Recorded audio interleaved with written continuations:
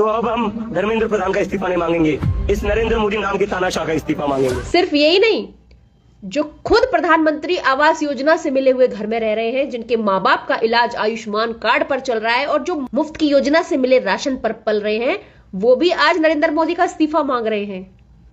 लेकिन चलो एक बार को मान लेते हैं कि नरेंद्र मोदी जी इस्तीफा दे भी देते हैं, तो फिर अगला प्रधानमंत्री कौन बनेगा?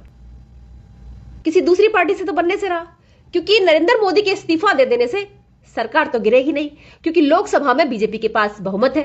और फिर अगला प्रधानमंत्री कौन बनेगा पता है ना?